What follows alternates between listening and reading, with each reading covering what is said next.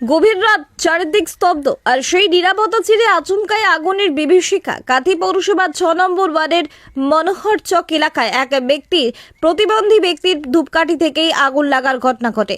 রাতে প্রায় 3টে নাগাদ দ্রুত ছড়িয়ে পড়ে আগুনের শিখা। স্থানীয় যুবকদের তৎপরতা ও সাহসিকতায় প্রাথমিকভাবে আগুন নিয়ন্ত্রণে আনার চেষ্টা করা হয়। পরে খবর পেয়ে দ্রুত ঘটনাস্থলে পৌঁছায় দমকল বাহিনী। তাদের তৎপরতায় বড়সড় বিপদ এড়ানো সম্ভব হয়। মশা কামড়াচ্ছে, আচ্ছা, যে মনে হলো একটু ধূপটা জ্বালায়, মশার ধূপ, তাহলে মশা পালিয়ে যাবে। সেইটা ধূপটা গিয়ে আমি তো এই করে জ্বলছে একটা দেশলাই কীভাবে একটু থেকে গেছিলো আগুন, সেইটা ধরে গেছে আর কি। মশার ধূপ তাড়াতে গিয়ে।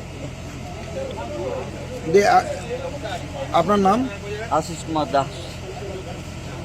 কত নম্বর ওয়ার্ড এটা? এটা হচ্ছে 6 নম্বর ওয়ার্ড, মনোহর চক। আমি তো ঘরে ছিলাম, সঙ্গে সঙ্গে একটু খবর দিলে এরকম ধোঁয়া উঠছে, একটু আসুন দিয়ে আমি এলাম। উনি খুব বয়স্ক লোক, একা থাকেন, ওনারই রিলেটিভ, আমার বঙ্কেশবাবু রিলেটিভ, ওনার শালা, তিনি থাকেন এখানে একা।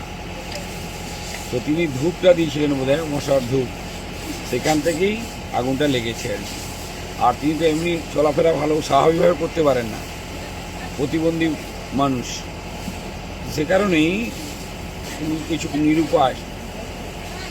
আর এখানে যারা ছিল আমাদের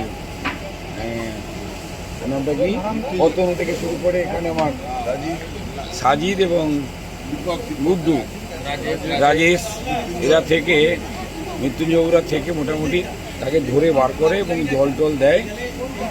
তারপরে দমকল চলে আসে, কাঁথি থানার পুলিশ, তিনি দমকলের ব্যবস্থা করেন। না, দমকলে ফোন করলে সঙ্গে সঙ্গে পাওয়া যায় না, থানাতে ফোন করে দমকলের ব্যবস্থা করে মোটামুটি যাই হোক করে।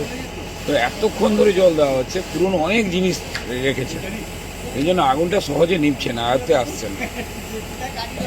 আমরা এখনো 3টা প্রায় বাঁচতে যায়, আমরা সকলে আছি যতক্ষণ পর্যন্ত এটাকে না কিনারা। ক্ষয়ক্ষতি কতটা হচ্ছে মনে হচ্ছে?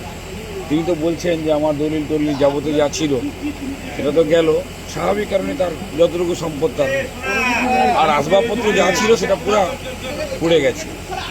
এমনি তো জানলা টানলা, দরজা টরজা সমস্ত রকম যা যা ছিল সব পুড়ে গেছে। আমার বিশুদারও আছে, বিশ্বজিৎ মাইতি, দেবাশিস পাহাড়ি কাউন্সিলার, রীনা দাস, তিনিও কাউন্সিলার, সবাই এখানে এসছেন কিন্তু সঙ্গে সঙ্গে।